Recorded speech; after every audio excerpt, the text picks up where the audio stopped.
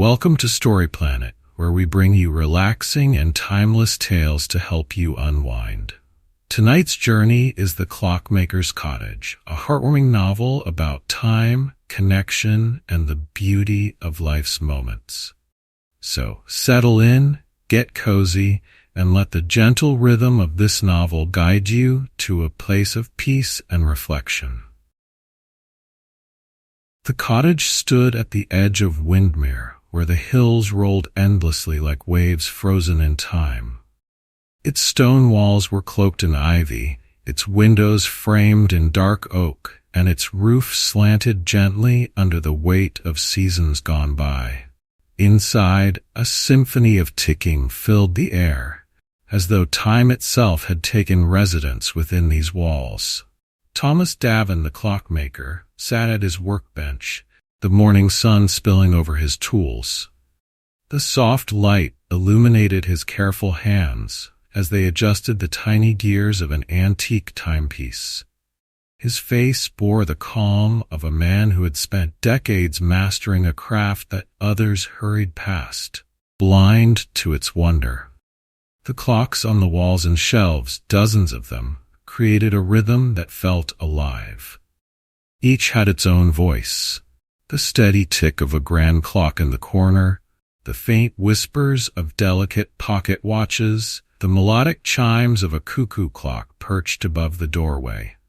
Together, they sang a song of time passing, not as a race, but as a gentle companion.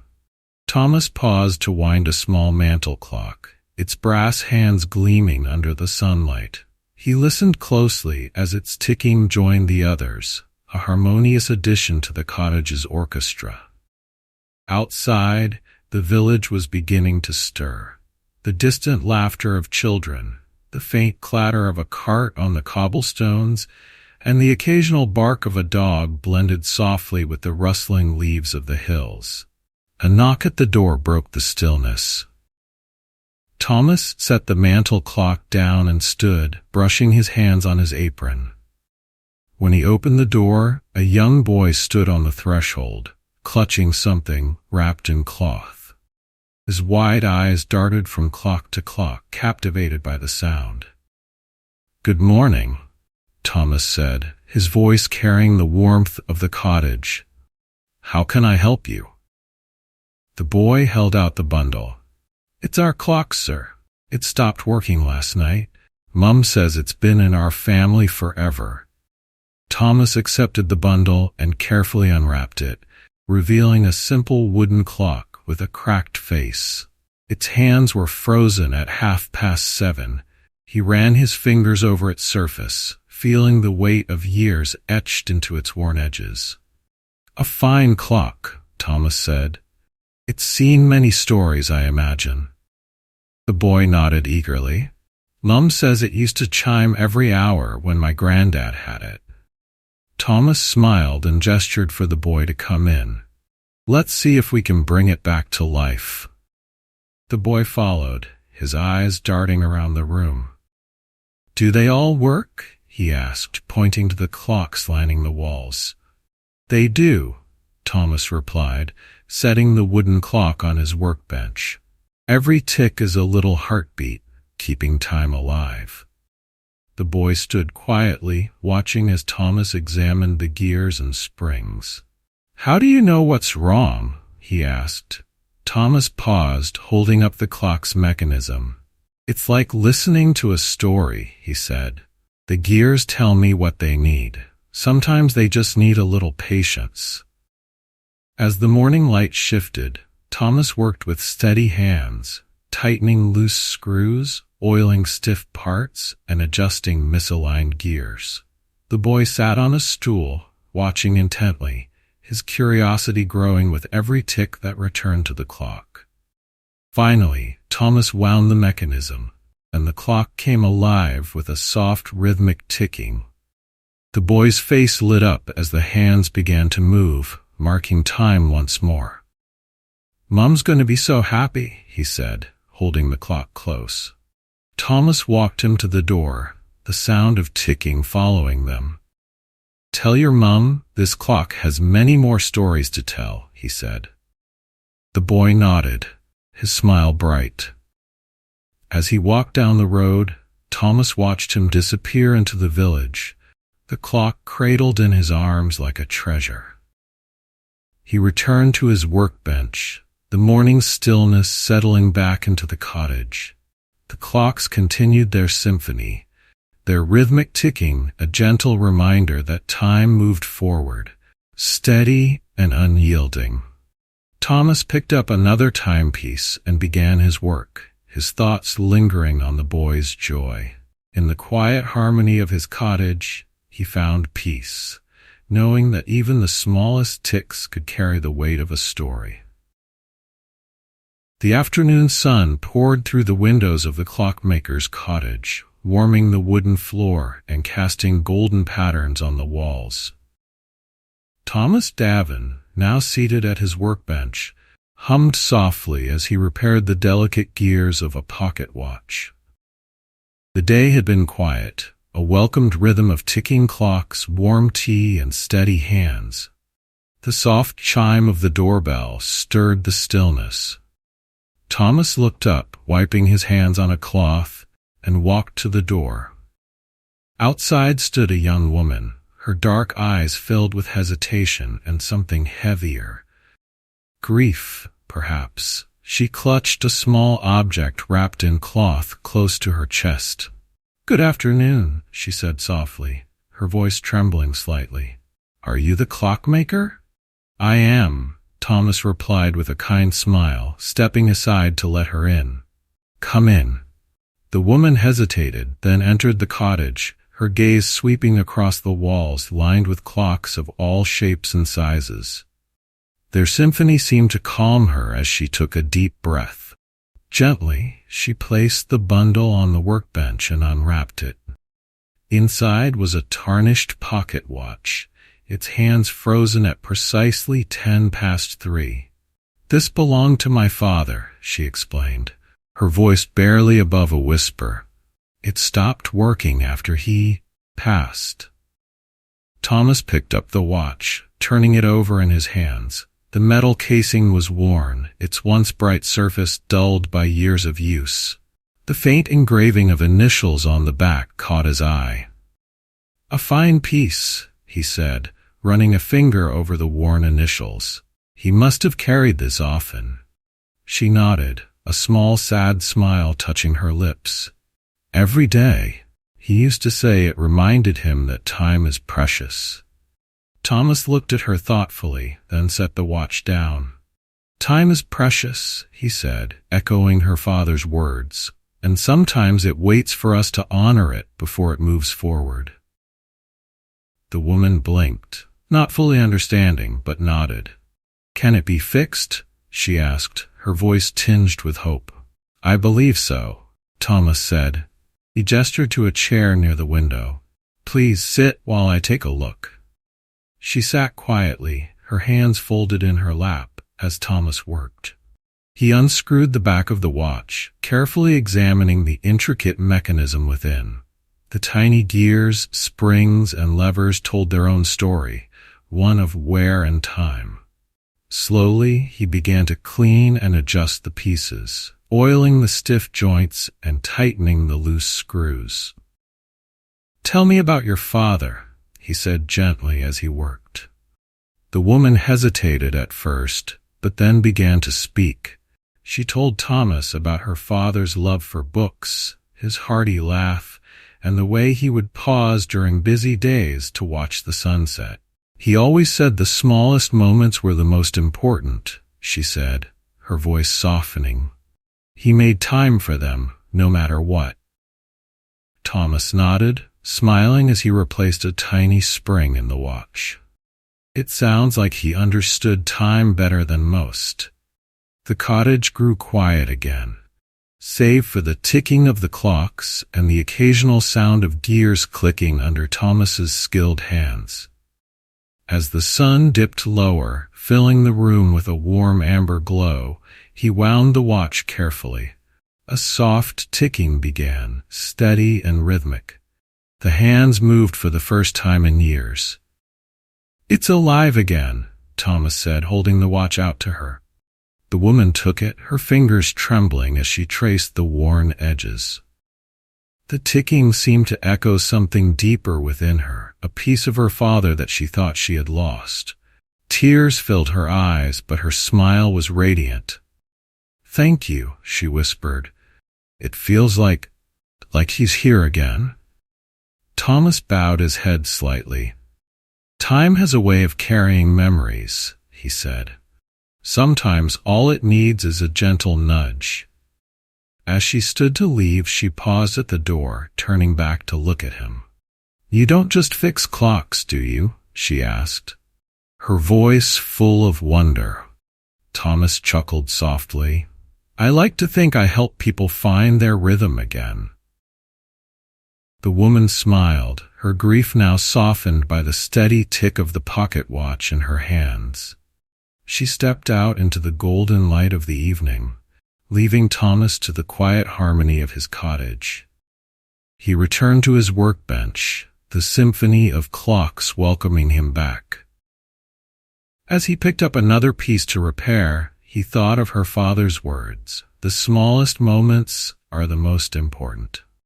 In the steady rhythm of his work, Thomas found his own truth reflected back. The morning mist lingered over the village of Windmere, curling lazily around cobblestone streets and tiny cottages. The chiming of church bells marked the hour, their deep tones blending with the softer, more intricate symphony of clocks that echoed from Thomas Davin's cottage. Inside, the clockmaker worked quietly, the sound of his tools mingling with the rhythmic ticking that filled his home.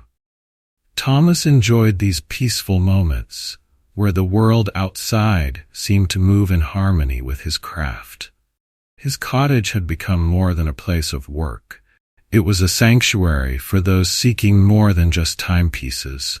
Villagers would arrive, not only with broken clocks, but with stories, worries, and hopes. Somehow, repairing their clocks seemed to mend more than gears and springs.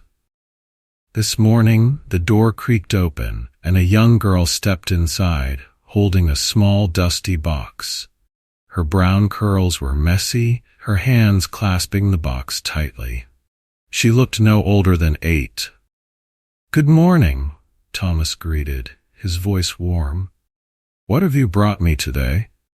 She approached the workbench timidly and set the box down. "It's my grandpa's cuckoo clock," she said, her voice barely audible. "It doesn't sing anymore." Thomas carefully opened the box to reveal an intricately carved wooden cuckoo clock. The delicate figurines of birds and flowers were worn but still beautiful, a testament to the care it had once received. The clock's hands were frozen, and the little cuckoo inside its tiny doorway looked forlorn. "How long has it been quiet?" Thomas asked as he examined the clock. "Since Grandpa got sick," she said, fidgeting with the hem of her dress. "He used to wind it every morning, but now he can't." Thomas nodded, understanding the weight behind her words. He set the clock on his workbench and began his examination. The girl watched in silence, her wide eyes following every careful movement of his hands. As Thomas worked, he spoke softly. "Do you know what makes a cuckoo clock sing?" She shook her head. "It's a little dance," he explained. "The gears turn, the weights pull, and the springs move, all working together. Each part needs the others to make the magic happen." The girl leaned in closer, captivated by the tiny world inside the clock. Thomas smiled and continued. "Sometimes, when one part isn't working, the whole clock falls silent. But with patience, we can help it find its rhythm again." The girl's face brightened slightly, and she nodded, as if the words resonated with more than just the clock. As Thomas cleaned and adjusted the tiny gears, the cuckoo clock began to click faintly. Slowly, its rhythm grew steadier. Finally, with a gentle wind, the little wooden bird emerged, chirping a cheerful melody. The girl clapped her hands, her face lighting up with pure joy. "It's singing again," she exclaimed. Thomas laughed softly, handing her the clock. "Tell your grandpa that this clock is ready to sing for him again, as long as he remembers to wind it." She hugged the clock tightly and looked up at him. "Thank you, Mr. Davin. Grandpa will be so happy." She skipped out of the cottage, the cheerful chirp of the cuckoo clock echoing faintly as she disappeared down the path. Thomas stood at the door, watching her go, a small smile on his face. As he turned back to his workbench, another knock sounded at the door. This time it was an elderly man with a long overcoat and a pocket watch in hand. He tipped his hat in greeting. "Good day, sir," the man said. "I hear you're the one to visit when time needs fixing." Thomas chuckled. "I do my best. Come in." The man stepped inside, glancing around at the clocks. "Quite the collection you have here," he remarked. "Must be a peaceful place to live." "It is," Thomas agreed. "And you? What brings you to my door today?" The man held out his pocket watch. Its casing was scratched and its hands ticked unevenly, as though reluctant to move. "This belonged to my father," he explained. "It's been keeping time for 2 generations, but lately it's been slow." Thomas took the watch, running his fingers over its worn surface. "Let's see what we can do." As he worked, the man shared stories of his father and how the watch had been a gift for his wedding. It had traveled through decades, witnessing births, farewells, and countless quiet moments. Each tick, Thomas realized, carried the weight of a family's history. By the time the watch was ticking smoothly again, the sun had risen high in the sky, casting golden light across the cottage. The man thanked Thomas and left, his steps lighter than when he had arrived. Thomas returned to his bench, the steady ticking of clocks surrounding him like a heartbeat. Each visitor left a piece of their story behind, woven into the rhythm of his craft. And as the day unfolded, Thomas found peace in the knowledge that his quiet work carried ripples far beyond the walls of his cottage. The sun dipped low in the sky, casting long shadows over Windmere as the day transitioned into evening. Inside the Clockmaker's cottage, the rhythm of ticking clocks created a serene harmony. Thomas sat by the window, enjoying a moment of stillness with a steaming cup of tea. The faint golden light caught the glint of gears and tools scattered across his workbench, a familiar, comforting sight. As he sipped his tea, a shadow crossed the doorway. A soft knock followed. Thomas set his cup down and walked to the door, opening it to find a woman in a long traveling cloak. Her auburn hair was tied back, and her expression was one of curiosity and quiet determination. "Good evening," she said, her voice carrying an air of mystery. "Are you the clockmaker?" "I am," Thomas replied, gesturing for her to step inside. The woman entered, her gaze wandering over the walls adorned with clocks of every kind. For a moment she seemed lost in their rhythm, her fingers brushing over the edge of a nearby mantel clock. "You have quite the collection," she said softly. "Each one feels alive." Thomas smiled. "Time has its own heartbeat. These clocks merely give it a voice." The woman turned toward him, her eyes sharp yet thoughtful. "I've heard you can make clocks unlike any other, clocks that tell more than time." Thomas tilted his head, intrigued. "What is it you're looking for?" "A clock with no hands," she said simply. Thomas blinked, caught off guard. "No hands?" She nodded. "I don't want to know the hours or the minutes. I want a clock that reminds me to live outside of time, to let the moments unfold without counting them away." Thomas considered her words carefully. "It's an unusual request," he said after a moment, "but not impossible. May I ask why?" The woman hesitated, her fingers tracing the edge of her cloak. "I've spent too long chasing the hours," she admitted. "Deadlines, schedules, things that pull me forward without letting me breathe. I want something that frees me from all that." Thomas nodded, understanding the weight behind her request. "A clock without hands," he murmured, already envisioning the design. "It will have its own rhythm, its own story, something that doesn't measure time but invites you to experience it." The woman smiled faintly. "That's exactly what I need." Thomas spent the next week crafting her clock. He started with a circular frame of dark walnut wood, polished to a soft sheen. Instead of traditional hands, he designed a rotating inner disc, painted with soft gradients of sunrise and sunset. The mechanism was silent, save for the faintest tick every few seconds. A sound so subtle it felt more like a whisper. At the center of the clock, he placed a delicate carving of a tree, its branches stretching outward as though reaching for the sky. Around the edges, he inscribed a simple phrase, "Moments unfold when we let them." When the clock was complete, Thomas sat back and admired his work. It was unlike any clock he had ever made, more art than timepiece, a reminder of life beyond the rigid structure of hours and minutes.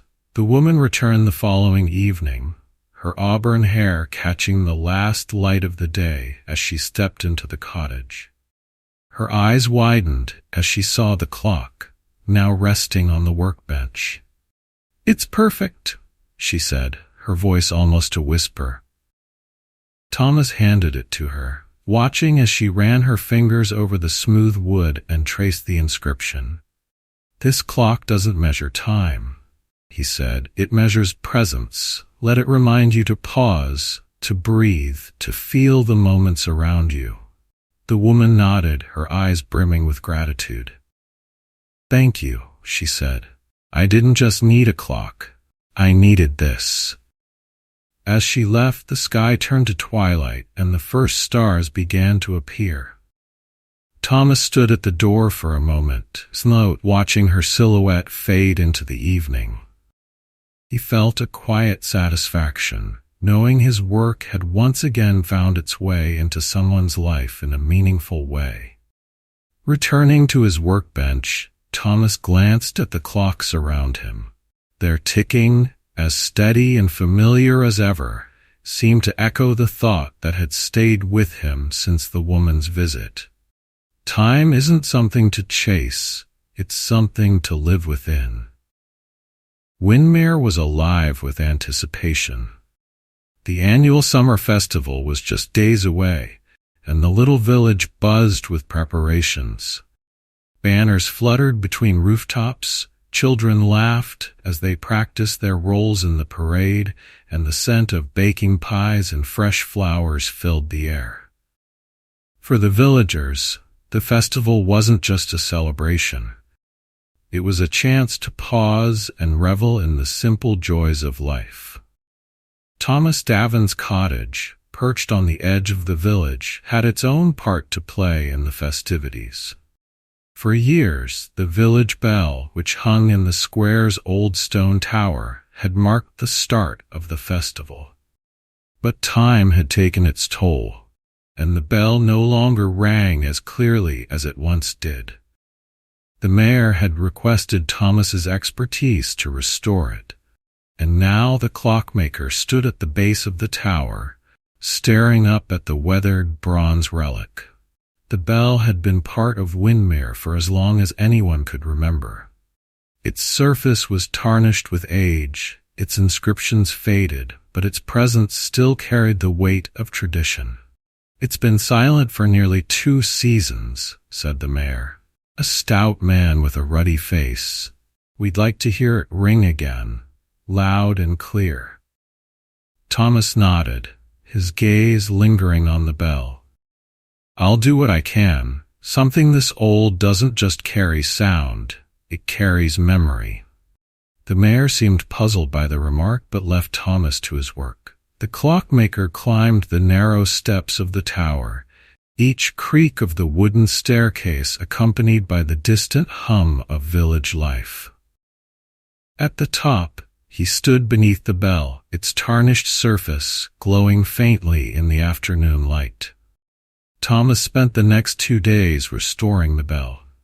He cleaned its surface with a mixture of care and reverence, uncovering details that had been hidden beneath layers of grime. As he worked, he found an inscription near the rim. "For the joy of the people, let every chime unite us." The word struck a chord in Thomas. He thought of the countless festivals this bell had marked, the laughter and cheer it had heralded. Its silence had left a void, one he now felt responsible for filling. As he polished and repaired the cracks in the metal, Thomas couldn't help but reflect on his own connection to time. The bell wasn't so different from the clocks he crafted. It measured moments, brought people together, and reminded them to pause and celebrate. On the evening before the festival, Thomas climbed the tower once more to test the bell. The village square below was quiet, bathed in the soft glow of lanterns strung between buildings. He adjusted the rope and gave it a firm tug. The sound that followed was deep and resonant, a rich tone that rolled over the village like a wave. It wasn't just a sound, it was a feeling, one that stirred the hearts of everyone who heard it. Lights flickered on in cottages, and villagers stepped outside, their faces lighting up with joy. Thomas smiled, satisfied. The bell had found its voice again. The festival day dawned bright and warm, with golden sunlight spilling over the hills. The square was alive with activity, stalls selling flowers, baked goods, and handmade crafts, children darting between crowds with ribbons streaming from their hands, and the chatter of neighbors catching up in the festive air. At midday, the villagers gathered in the square for the bell's first official chime. The mayor stood proudly at the base of the tower, addressing the crowd. "Today, we celebrate not just our festival, but the return of something we all hold dear," he said. "Thanks to Mr. Davin, our bell will once again remind us of the joy of coming together." The crowd erupted into cheers as Thomas stepped forward, nodding humbly. He pulled the rope and the bell rang out, its tone carrying far beyond the square. The villagers clapped and laughed, some wiping away tears as they embraced one another. As the festival continued, Thomas wandered through the square, enjoying the sights and sounds of the celebration. Children ran past him, their laughter ringing almost as clearly as the bell. Neighbors stopped to thank him, sharing memories of past festivals and expressing their gratitude for bringing the tradition back to life. That evening, as the sun set and the festivities wound down, Thomas found himself back at the bell tower. He climbed the steps once more, sitting beneath the bell as the village below grew quiet. The inscription glinted faintly in the fading light. "For the joy of the people, let every chime unite us." Thomas traced the words with his fingers, feeling their weight. The bell, like his clocks, was more than a tool. It was a reminder of the connections that bound people together, the moments that gave life its rhythm. As the first stars appeared in the sky, Thomas descended the tower, the faint echo of the bell still ringing in his mind. He returned to his cottage, where the steady ticking of his clocks welcomed him back, and began crafting a new timepiece, inspired by the harmony of the festival. The days after the festival were quiet, as Windmere settled back into its gentle rhythm. For Thomas, the festival had left a lingering warmth. The sound of the restored bell, the laughter of the villagers, and the shared moments of connection felt like echoes within his cottage. Yet, amidst the ticking of his clocks, another sound had begun to grow, a soft, unspoken memory tugging at the edges of his mind. One morning, while tidying his workbench, Thomas discovered a small box tucked away on a high shelf. The wood was worn, its surface etched with faint carvings of flowers and vines.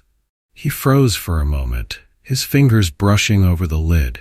He hadn't seen this box in years, not since Margaret, his late wife, had passed. Taking a deep breath, Thomas carried the box to his table and opened it. Inside was a small clock, its face framed by delicate silver filigree. The hands were still, frozen at the exact moment he had last wound it. It was Margaret's favorite, a clock she had kept by her bedside, winding it every night before sleep. Thomas sat back, the room suddenly feeling smaller as memories swept over him. He could almost hear Margaret's laughter, the way she would hum softly as she worked in their garden.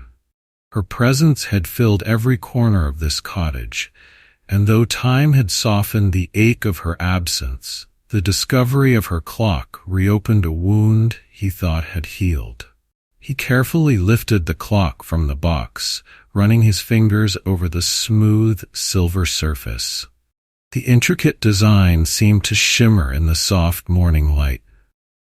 It had been a gift to Margaret on their 10th wedding anniversary, one of the finest pieces he had ever crafted. She had called it a little piece of eternity, a phrase that now seemed both beautiful and bittersweet. Setting the clock on his workbench, Thomas began to examine it. The gears were stiff with age, the springs worn. It would need careful attention to bring it back to life. Yet, as he worked, he found his hands trembling, not from the delicacy of the task, but from the weight of the memories tied to this timepiece. A knock at the door interrupted his thoughts.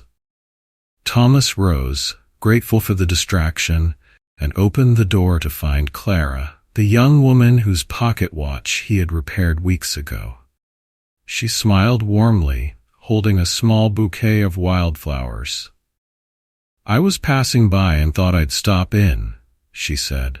"The watch you fixed has been keeping perfect time. I can't thank you enough." Thomas welcomed her inside, offering her a chair by the window. She placed the flowers on the table, her gaze drifting to the small silver clock on the workbench. "That's beautiful," Clara said, leaning closer to admire it. "Is it yours?" Thomas hesitated, then nodded. "It belonged to my wife. I made it for her years ago." Clara's expression softened. "She must have cherished it." "She did," Thomas said quietly. "It was her favorite. She said it made her feel like time was gentler, more forgiving." Clara smiled faintly. "I think that's how you make everyone feel with your clocks.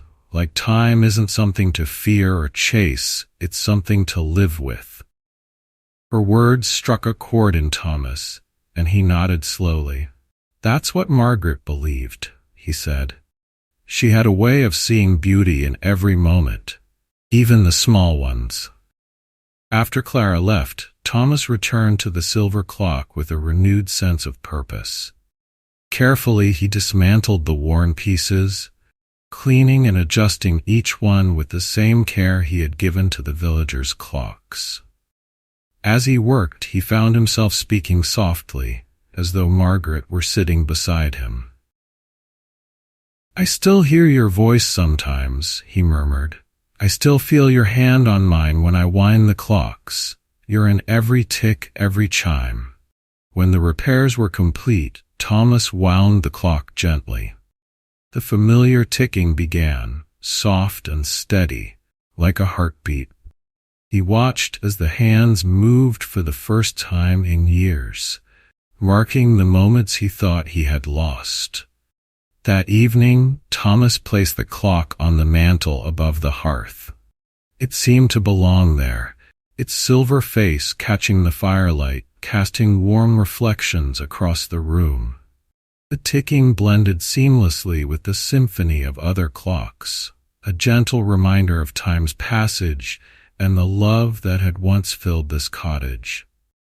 As he sat by the fire, Thomas felt a sense of peace he hadn't known in years. The memories of Margaret no longer felt like shadows.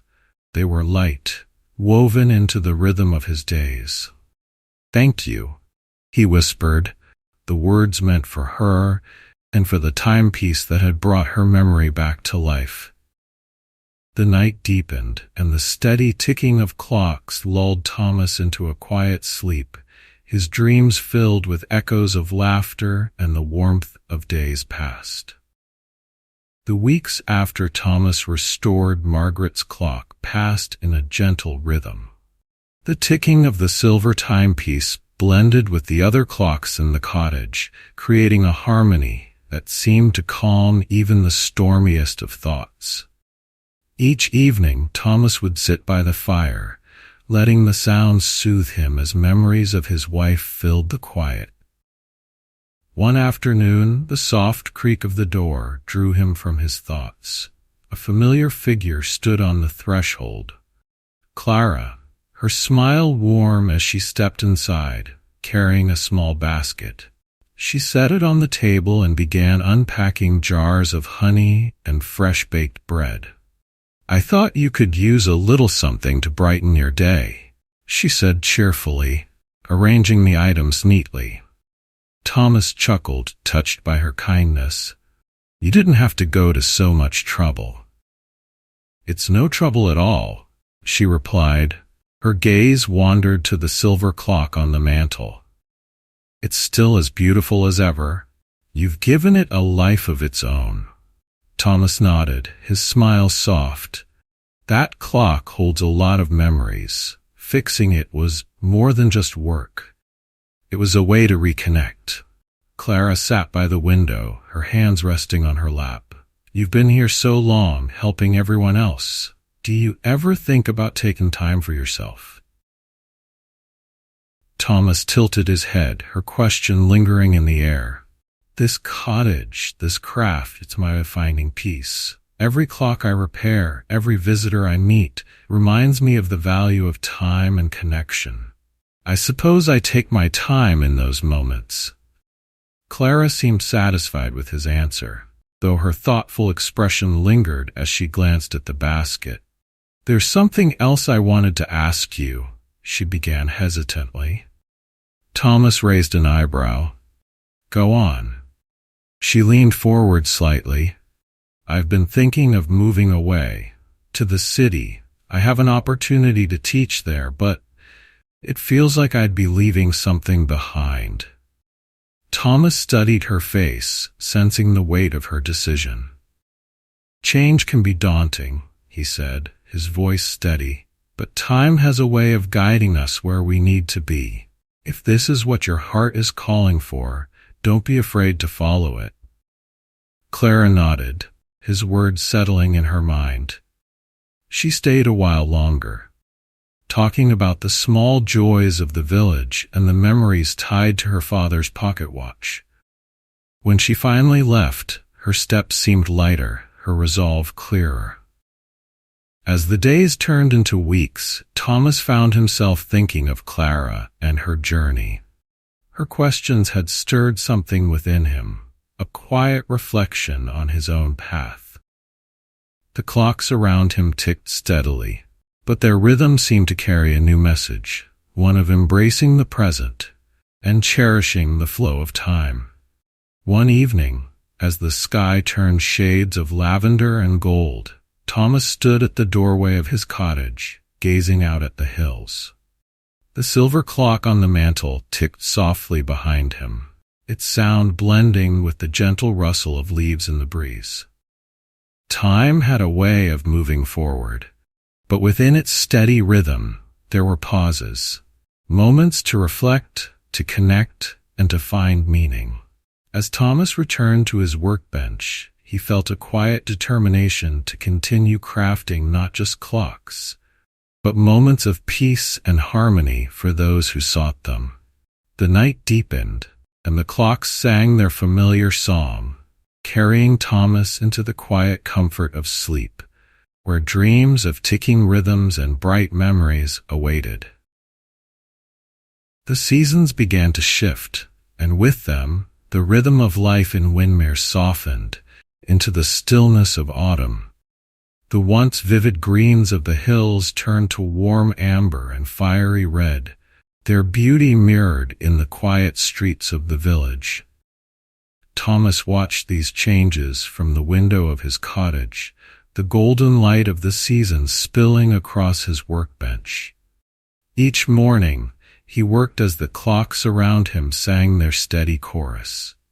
Villagers continued to arrive with their broken timepieces, their stories unfolding as Thomas carefully restored each one. Yet amidst his quiet contentment, a sense of restlessness began to creep in. It wasn't unpleasant, but rather a gentle curiosity, a whisper in his thoughts asking him to consider what more time might hold. One afternoon, as the last leaves clung stubbornly to their branches, a young boy appeared at Thomas's door. His face was familiar. He was the same child who had come to the cottage months ago with his family's clock. This time, he held something much smaller in his hands, a simple brass pocket watch with no chain. "It stopped working again," the boy said, handing it over. "Dad says it's old, but I think it's just tired." Thomas chuckled softly at the boy's innocent words. "Let's see if we can wake it up," he said, leading him inside. The boy wandered the cottage as Thomas worked, his small fingers tracing the edges of wooden shelves and the frames of large pendulum clocks. "Do you ever get tired of fixing clocks?" he asked suddenly. Thomas glanced up from his work, a faint smile on his face. "Not at all. Every clock is like a puzzle, and every puzzle has a story to tell." The boy nodded, satisfied with the answer. "Dad says you're the only one in the village who understands time.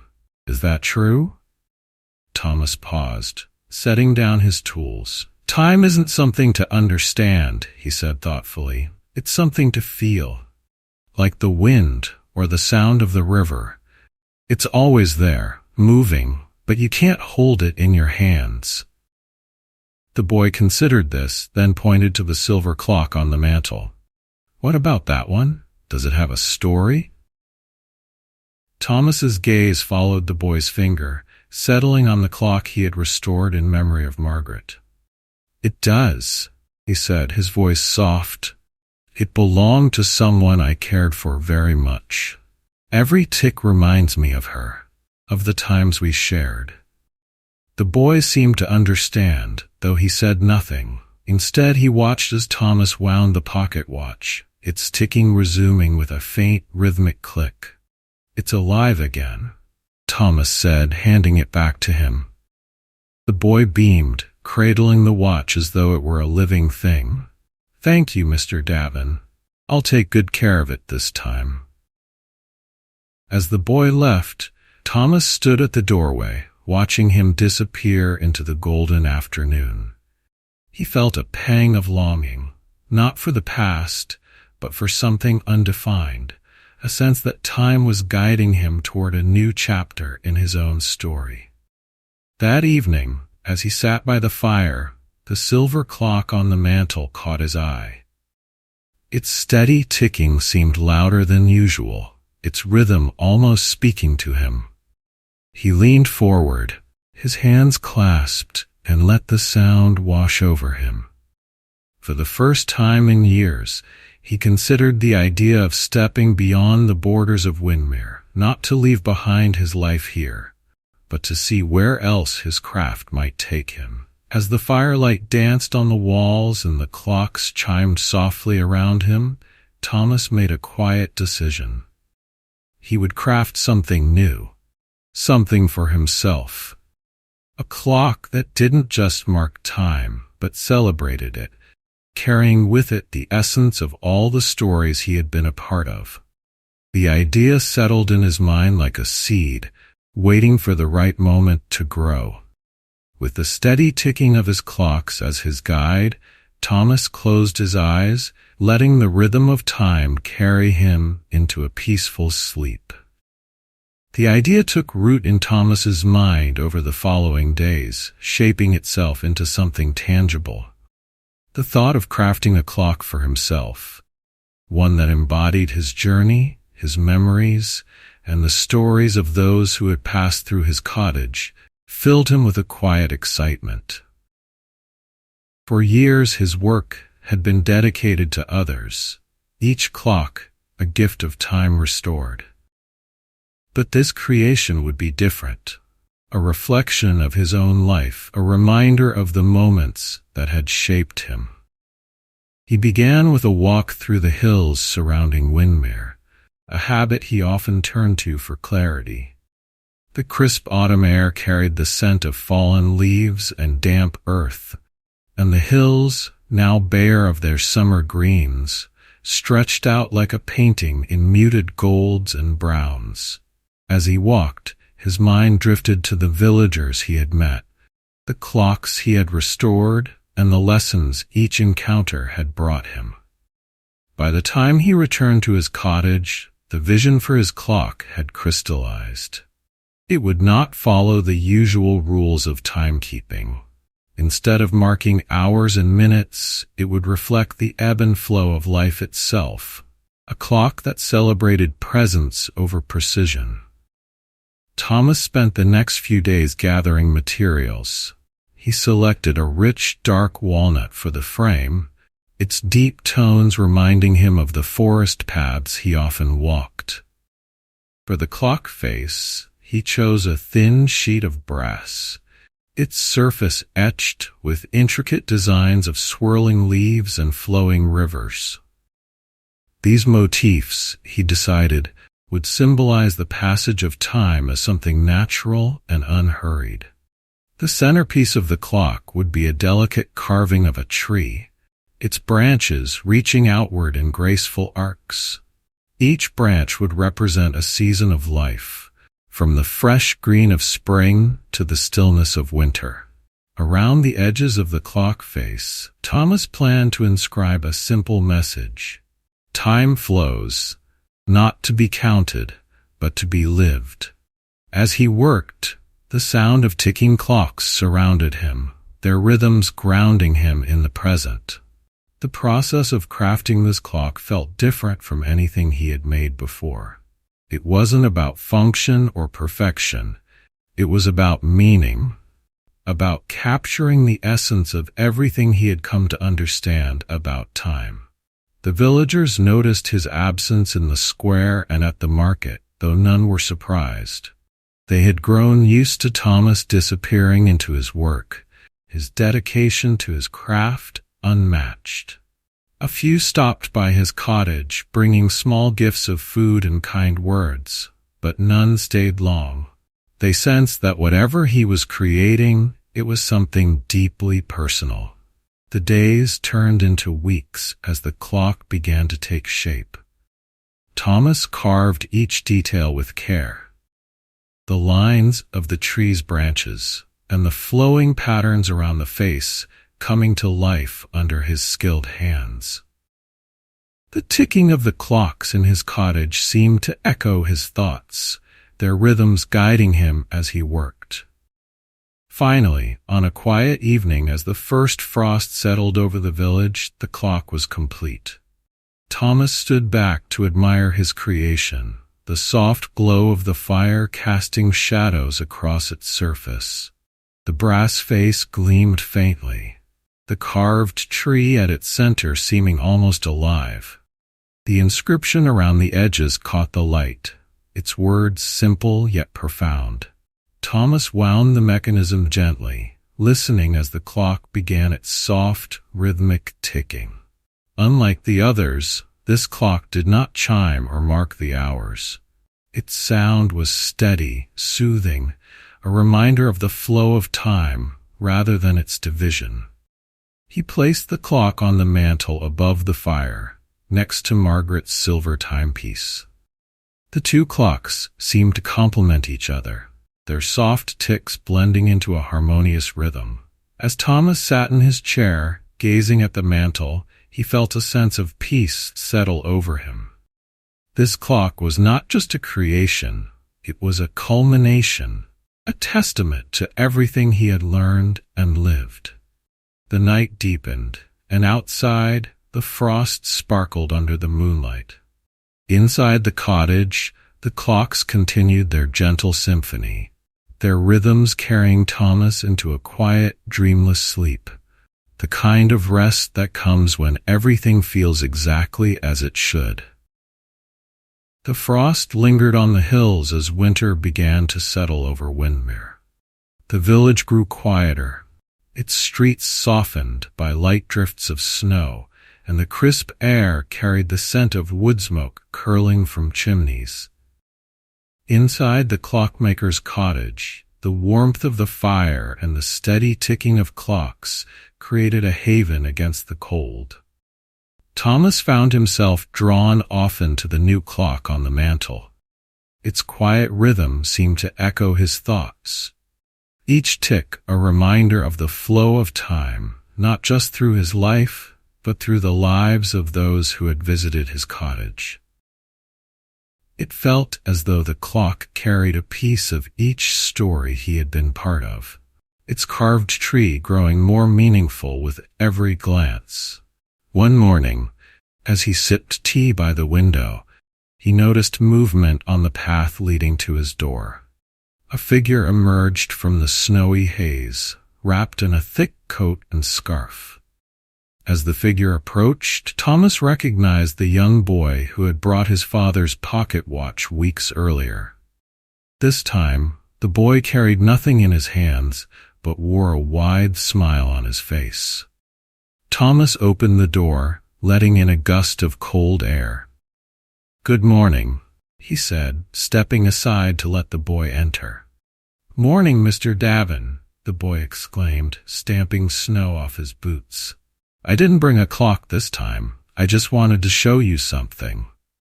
Curious, Thomas closed the door and followed the boy to the table, where he set down a small bundle he had pulled from his coat. Carefully, the boy unfolded it to reveal a wooden carving of a clock. The work was rough, the lines uneven, but it was unmistakably a clock face, complete with carved hands pointing to 12. "I made this," the boy said proudly. "Dad helped a little, but it was mostly me." Thomas leaned in, studying the carving with a smile. "You've done well," he said. "It has character, and it's yours. That's what makes it special." The boy beamed. "I wanted to thank you. Fixing Dad's pocket watch made me realize how much I like clocks. I even started reading books about them.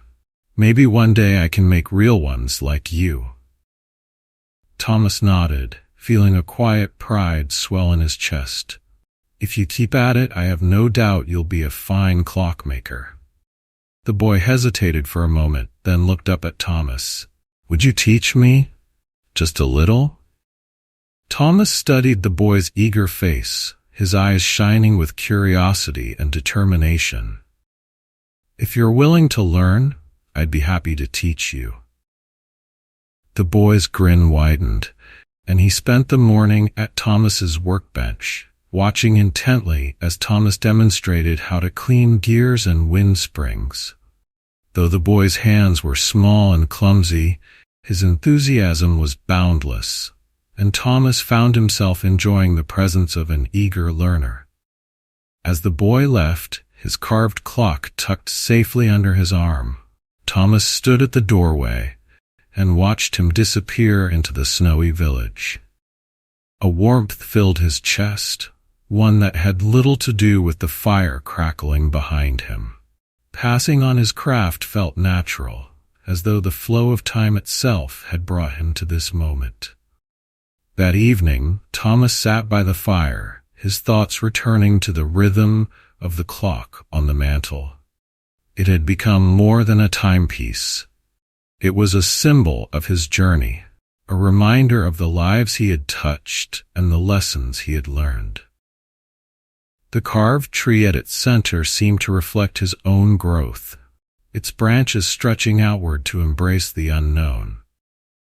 The ticking of the clocks around him blended into a gentle lullaby as the snow continued to fall outside. Thomas closed his eyes, feeling the weight of the day drift away. In the quiet comfort of his cottage, time moved not as something to measure, but as a companion, guiding him through the chapters of his life. The winter deepened in Windmere, blanketing the hills and rooftops in soft, unbroken snow. The village moved at a slower pace now, as though time itself had softened with the season. Inside the clockmaker's cottage, the warmth of the hearth and the symphony of ticking clocks created a refuge from the chill outside. Thomas spent his days working on small commissions for the villagers. Nothing grand, just the everyday repairs and adjustments that made him a quiet but essential part of their lives. But in the evenings, as the firelight danced across the walls, he found himself drawn to his own clock. Its soft ticking seemed to carry the voices of the past and the possibilities of the future, each tick a reminder of the journey he had taken to this moment. One evening, as he sat by the fire, there was a knock at the door. Rising from his chair, Thomas opened it to find a woman wrapped in a thick cloak, her breath visible in the icy air. Her auburn hair was streaked with silver, and her eyes held a quiet intensity. "Good evening," she said softly. "Are you the clockmaker?"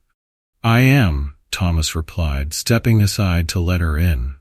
"Please, come in out of the cold." She entered, her gaze sweeping over the cottage. Her eyes lingered on the walls lined with clocks, her expression shifting from curiosity to a kind of reverence. "It's beautiful in here," she said. "So many voices all speaking at once." Thomas smiled. "Each clock has its own rhythm, its own story. They remind me that time isn't just something we measure. It's something we live." The woman nodded, her hands resting on the bundle she carried. She placed it gently on the table and unwrapped it to reveal a small, ornate clock. Its face was cracked and its hands hung limp, the mechanism inside silent. "This belonged to my mother," she said. "She passed it down to me when I left home, but it hasn't worked in years. I've taken it to others, but no one could fix it. They said it was too far gone." Thomas picked up the clock, turning it over in his hands. The craftsmanship was exquisite, its details intricate even under years of wear. "Nothing is ever too far gone," he said quietly. "Sometimes it just takes time and care." As he examined the clock, the woman sat near the fire, her hands clasped in her lap. She spoke softly, telling Thomas about her mother, a woman who had treasured small moments, who had taught her daughter to see beauty in the ordinary. The clock had been her most cherished possession, a reminder of the time they had spent together. Thomas worked as she spoke, his hands steady and sure. He replaced the cracked glass, adjusted the gears, and polished the brass casing until it gleamed. As he wound the mechanism, a soft ticking began, slow and steady, like a heartbeat. The woman gasped as the hands of the clock began to move. "It's alive again," she said, her voice thick with emotion. Thomas handed the clock back to her. "Your mother's memories are still here," he said. "Time may pass, but the moments we carry with us remain." She cradled the clock in her hands, her eyes glistening with tears. "Thank you," she whispered. "You've given me something I thought I had lost." As she left, the snow fell softly outside, the air crisp and quiet. Thomas stood at the door for a moment, watching her disappear into the night, the ticking of her mother's clock, faint but steady in the stillness. Returning to his chair by the fire, Thomas glanced at the clock on the mantel. Its carved tree seemed almost alive in the flickering light, its branches reaching outward like an invitation. He thought of the woman's words, of the memories tied to her clock, and felt a deep sense of purpose in his craft. The night deepened, and the symphony of ticking clocks lulled the cottage into a peaceful hush. Thomas closed his eyes, letting the rhythm carry him into sleep, the gentle sound of time reminding him that every moment, no matter how small, was worth cherishing. The winter days grew shorter, and Windmere sank deeper into the quiet of the season. Snowdrifts lined the narrow streets, muffling the sounds of the village. Inside Thomas's cottage, however, life moved to the steady rhythm of ticking clocks. Each chime and tick seemed to weave together, creating a melody that carried a soothing sense of constancy and peace.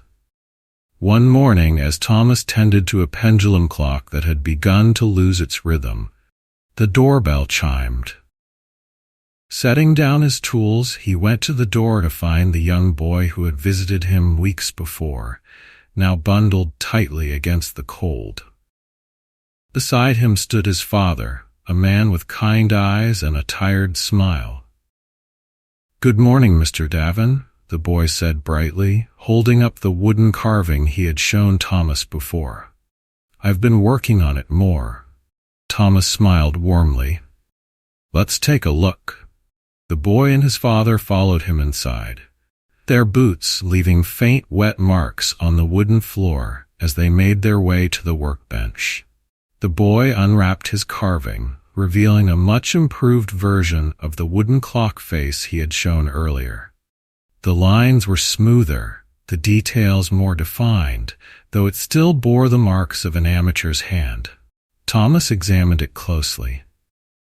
"You've made wonderful progress," he said, his tone encouraging. "It's clear you've been practicing." The boy beamed, his excitement radiating through the small room. "Dad's been helping me," he said, glancing at his father. The man chuckled, his gaze warm. "He's been determined. We've spent many evenings working on it together. He's even been reading books about clockmaking." Thomas set the carving down gently and looked at the boy. "How would you like to make this into a real clock?" The boy's eyes widened. "You mean it?" "I do," Thomas replied. "You've done the hard part. Now we just need to bring it to life." Together they spent the morning selecting parts from Thomas's collection of spare gears, springs, and tiny screws. The boy's father watched quietly, occasionally offering a hand when needed, but it was clear he wanted his son to take the lead.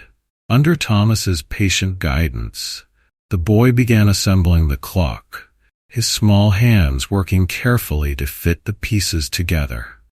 When the mechanism was complete, Thomas showed him how to wind it gently. As the clock began to tick, the boy let out a delighted laugh, his pride evident in his shining eyes. "It's working," he exclaimed, holding up the finished clock. Thomas smiled, his own heart warmed by the boy's enthusiasm. "You've done something remarkable," he said. "This clock is more than just a machine now. It's a part of you." The boy's father placed a hand on his son's shoulder. "Thank you, Mr. Davin," he said. "You've given him something he'll carry with him for the rest of his life." As they left, the boy clutching his newly completed clock, Thomas stood at the doorway and watched them disappear into the snowy village. The sight filled him with a quiet sense of fulfillment, the kind that only came from sharing something meaningful. That evening, as the fire crackled softly and the silver clock on the mantel ticked steadily, Thomas found himself reflecting on the boy's journey. He thought of the excitement in the boy's eyes, the way his small hands had worked so carefully to assemble something new. It reminded Thomas of his own beginnings, the early days of his craft, when every success had felt like a small miracle. Reaching for his own clock, Thomas ran his fingers over the smooth walnut frame and the carved branches of the tree at its center. It had become more than a reflection of his life. It was a symbol of growth, connection, and the passage of time as something to be embraced rather than feared. The snow continued to fall outside, blanketing the world in stillness. Inside the cottage, the symphony of ticking clocks played on, a reminder that time, in its steady and unyielding rhythm, carried with it not only change, but also endless possibility. The snow began to soften as winter hinted at its end, and the first signs of spring emerged. The hills surrounding Windmere were still muted in their winter tones, but patches of green peeked through the frost, promising renewal. Inside Thomas's cottage, the symphony of clocks remained steady, their rhythm a comforting constant as the seasons slowly turned. One crisp morning, a knock sounded at the door. Thomas opened it to find Clara standing there, her cheeks flushed from the cold. She held a small package wrapped in cloth and tied with a ribbon. Her smile, as always, carried a mix of warmth and curiosity. "Good morning, Thomas," she said, stepping inside as he gestured her in. She placed the package on the table. "I brought something I thought you'd appreciate." Thomas untied the ribbon carefully and unwrapped the package to reveal a book. Its leather cover was worn, the pages faintly yellowed with age, but it was beautifully preserved. The title, etched in delicate gold lettering, read "The Art of Time and Craftsmanship." "It belonged to my father," Clara explained. "I thought it might inspire you, the way it inspired him." Thomas turned the pages reverently, pausing at intricate diagrams of clock mechanisms and passages written in a flowing script. The text described not only the technical aspects of clockmaking, but also the philosophy behind it, the balance of precision and artistry, the importance of patience, and the beauty of creating something that transcends time. "This is a treasure," he said, his voice soft with gratitude. "Thank you for sharing it with me." Clara smiled, taking a seat by the window. "It's more than a book.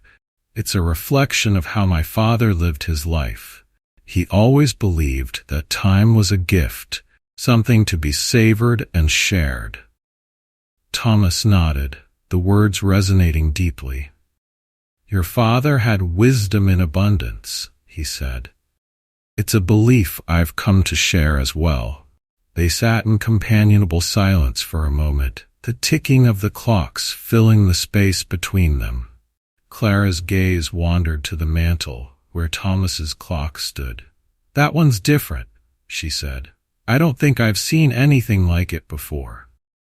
Thomas followed her gaze, his expression softening. "It's my own creation," he said.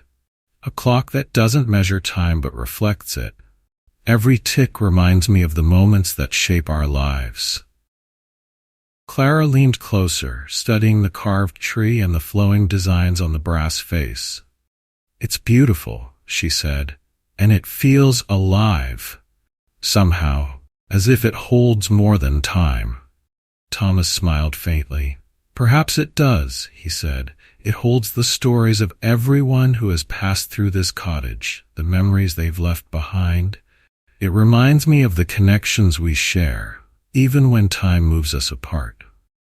Clara nodded thoughtfully, her fingers tracing the edge of the table. "I've been thinking a lot about time lately," she said. "About how we spend it, how we give it meaning. Your clocks have a way of making me see it differently." "That's the beauty of time," Thomas said. It's not just something we measure. It's something we live within. Every tick is a chance to begin anew. Clara smiled, her eyes bright with understanding. You've given me more than a repaired pocket watch, she said. You've given me a new way of seeing the world. As she left, the book still open on the table, Thomas stood at the window, watching her figure disappear into the village. The morning light filtered through the frost-covered panes, casting soft shadows on the walls of the cottage. Returning to his chair, he picked up the book, reading passages that spoke to him, as though written directly for this moment. The words reinforced what he had always believed, that craftsmanship was not just a skill, but a way of being, a connection between the maker and the world.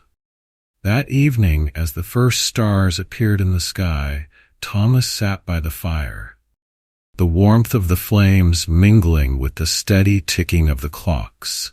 He felt a renewed sense of purpose, not just in his work, but in the life it allowed him to create.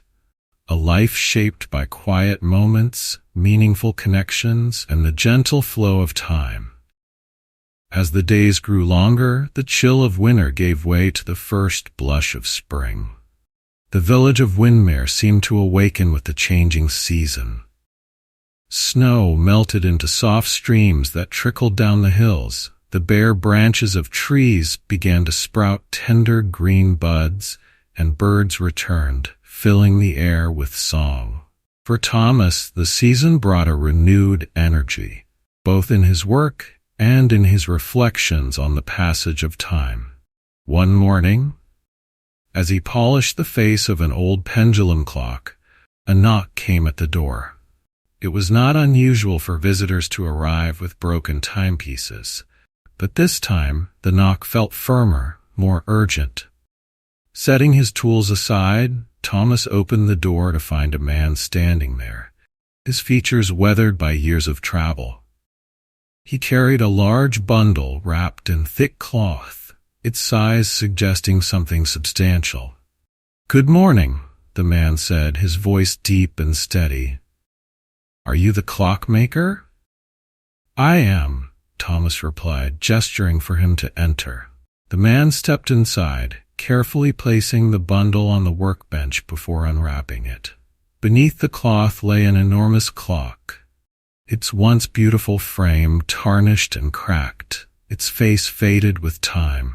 "This clock has been in my family for generations," the man explained, his voice tinged with reverence.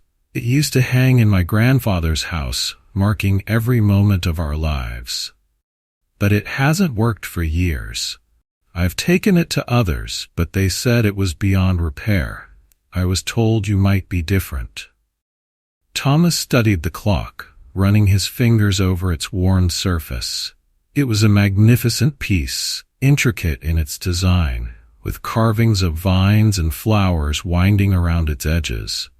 Beneath the dirt and wear, he could see the craftsmanship of a bygone era, a time when every detail carried meaning. "It's a remarkable clock," Thomas said, his voice thoughtful, "and I believe it can be restored." The man's face brightened, a flicker of hope softening his weary expression. "It would mean everything to my family," he said. "This clock has been more than just an heirloom. It's been a part of our story." Thomas nodded, understanding the weight of the man's words. "Leave it with me," he said. "It will take time, but I'll do my best to bring it back to life." As the man left, Thomas sat at his workbench, studying the clock's mechanism. Its gears were rusted, its springs warped, but beneath the damage, he could sense the life it once held. Carefully, he began to dismantle it, his hands steady and deliberate. Each piece told a story, of years spent in quiet homes, of moments both joyful and sorrowful. Days turned into weeks as Thomas worked on the clock. He cleaned the gears, polished the frame, and replaced broken parts with pieces from his own collection. Slowly, the clock began to regain its former beauty, its details emerging like a forgotten memory brought back to light. The work was meticulous, requiring all of Thomas's patience and skill, but he found a deep satisfaction in the process. When the clock was finally complete, Thomas wound it gently, listening as its mechanism began to tick. The sound was steady and strong like a heartbeat, carrying with it the weight of generations. He placed the clock on the table, watching as its pendulum swung in perfect rhythm.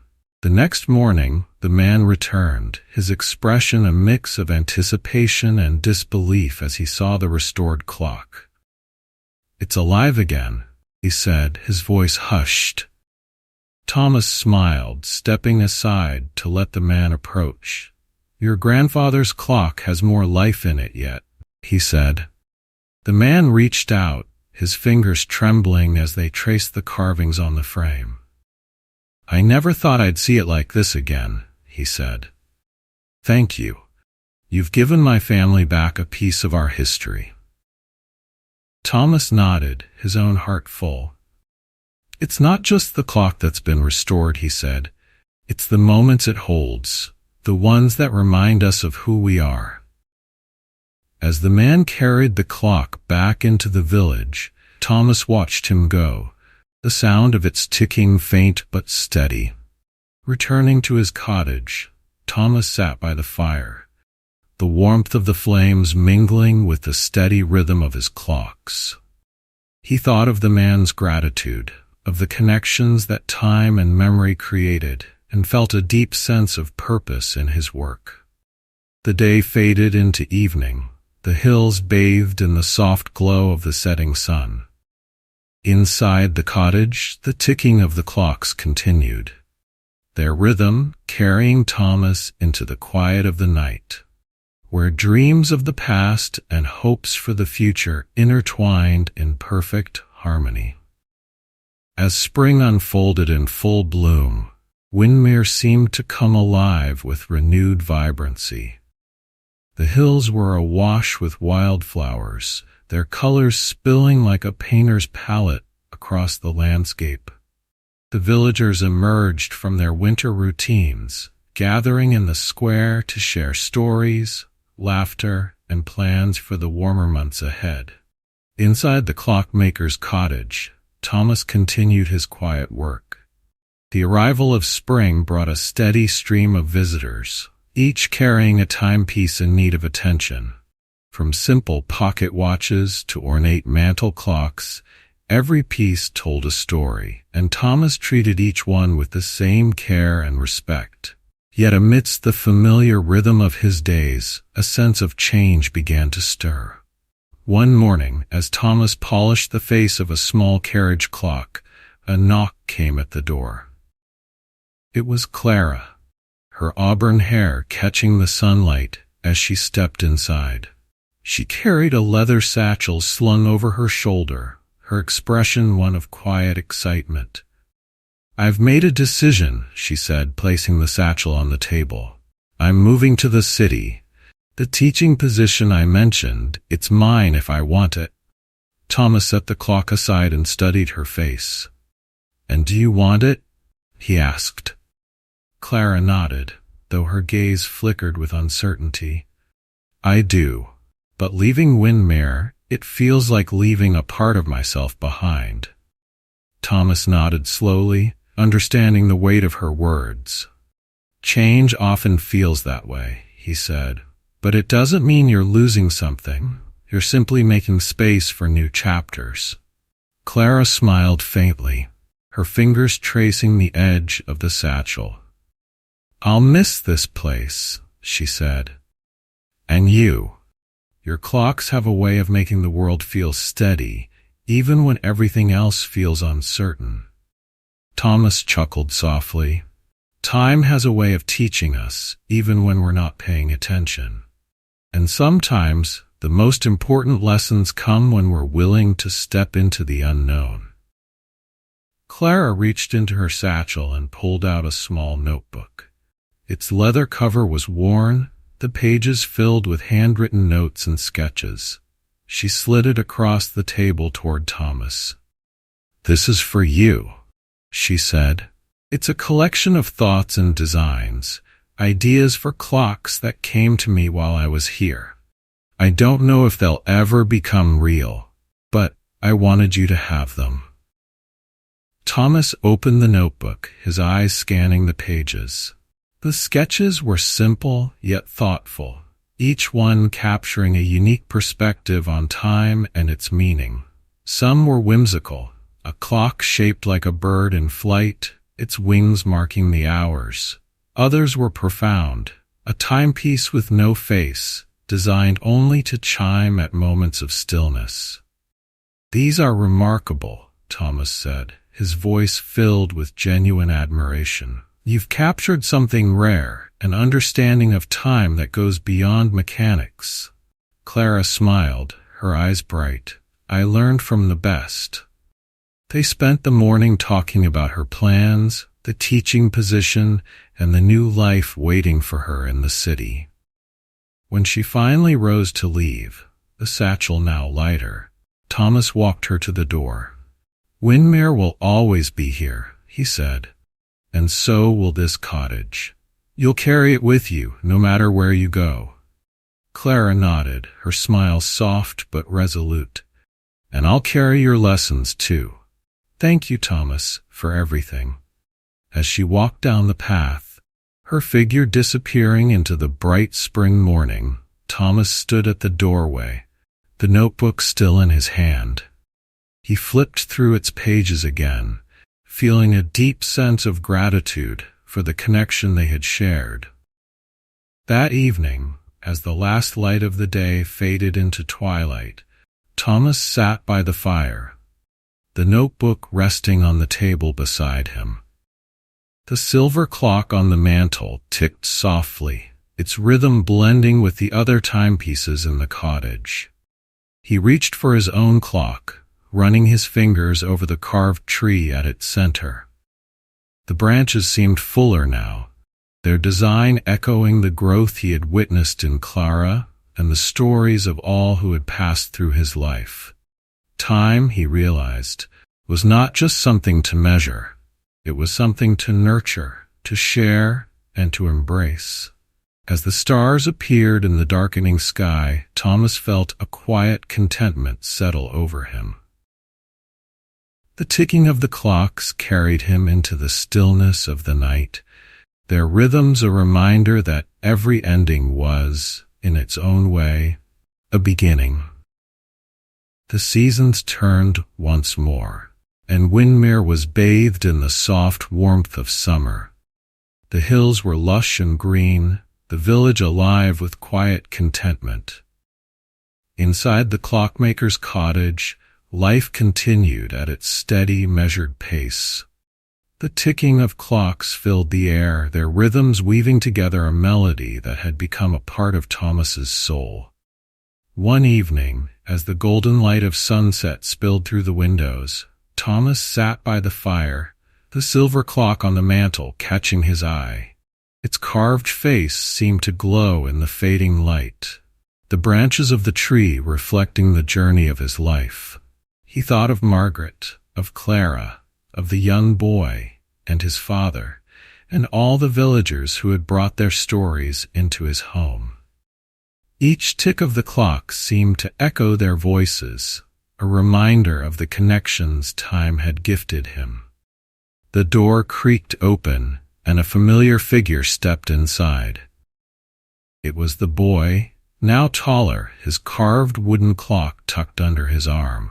He placed it on the table, its once rough edges now smooth, the details refined with care.